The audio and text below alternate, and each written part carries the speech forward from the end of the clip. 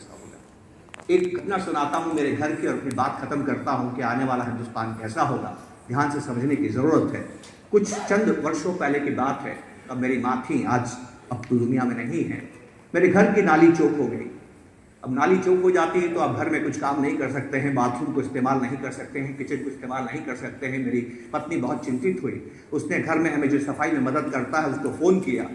उसका भाग्य अच्छा था कि वो 10 मिनट में आगे आसपास रहा होगा। फटाफट वो साइकिल से पहुंचा और कहा कि मैडम क्या है, क्या तकलीफ है कि ये नाली ब्लॉक हो गई है, अभी साफ कर देता हूँ। और 15 मिनट में उसने नाली को साफ कर दिया। और साफ करने के बाद बोलता है, हाथ वाथ धोने के बाद, मैडम 500 रुपये। मेरी वाइफ गवर्नमेंट टीचर हैं, कहती हैं कि मैं इतनी मेहनत करती हूँ, 8 घंटे बच्चों को पढ़ाती हूँ, इलेक्शन का काम करती हूँ, यूपीएससी एसएससी के भी काम करती हूँ, डेटा का भी काम करता हूँ, समाज कल्याण का काम करती हूँ, तब सरकार जो तनख्वाह देती है उसमें भी 15 मिनट के 500 नहीं मिलते हैं। और तुम्हें 15 मिनट में इस काम के 500 रुपये चाहिए, तुम 200 रुपये ले लो, वो वाजिब है। वो कहता नहीं, लगेंगे तो 500 रुपये ही लगेंगे। उनकी बहस सुन के मेरी माँ बाहर आती है। मेरी माँ पूछती है, बहू क्या हुआ? तो मेरी पत्नी कहती है कि माँ ये आयत है और उन्होंने नाली साफ की और 500 रुपये मांग रहे हैं। माँ नाली को देखती है, फिर उसकी शक्ल देखती है और मेरी पत्नी से कहती है, वैसे तो इस काम का वाजिब कीमत 20 रुपया है, पर तूने 200 बोला है तो 50 दे दे।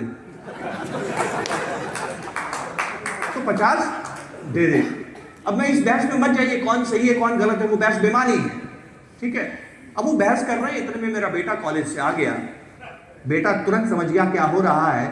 बेटा मेरी माँ अपनी माँ का हाथ पकड़ के घर के अंदर लेके जाता और कहता, माँ एक बात बताओ, ये 10 मिनट में आ गया, नहीं आता तो क्या तुम दिन भर कुछ काम कर सकती थी? तुम्हें कितना तनाव होता था? क्या तुम्हारे पास दूसरा विकल्प है? क्या तुम ये खुद काम कर सकती थी? मेरी पत्नी ने कहा, नहीं मैं कुछ भी नहीं कर सकती थी, और वो नहीं आता तो बहुत दिक्कत हो जाती।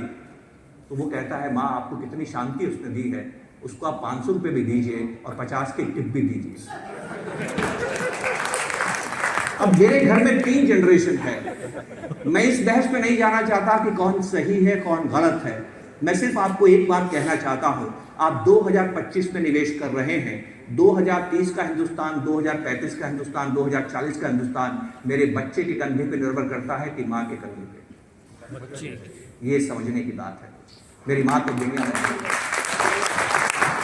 आप आने वाला समय कैसा देखते हैं, इसके लिए आपको बड़ों को नहीं देखना। हम सभी अपने वक्त में जीते हैं दोस्तों, हम सभी अपने वक्त में जीते हैं। हमें बच्चों से सीखना है। और मैंने एक बात गौर से दुनिया में देखी है, हर नया मोबाइल पिछले से अच्छा होता है। तो हमारे बच्चे हमसे ज़्यादा होशियार हैं, इस बात से सावधान रहिए। आपको नॉर्मली लगता है कि नहीं हम ज़्यादा समझते हैं बच्चों से, ऐसा नहीं है। उनके पास हमारी समझ तो है ही, और उनके पास बहुत ज्ञान भी है। तो हिंदुस्तान की जीडीपी ग्रोथ रेट क्यों होगी, मैंने अपने बच्चे से सीखी है।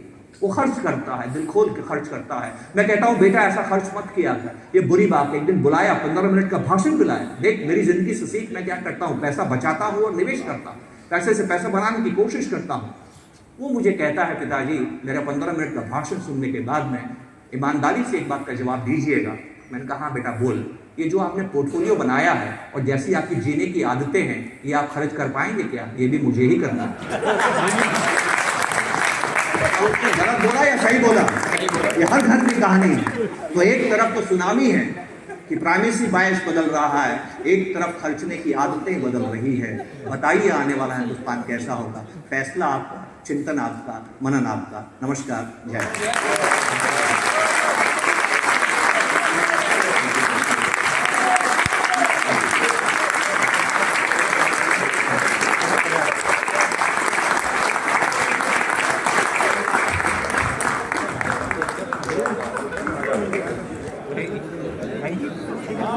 समझ गया?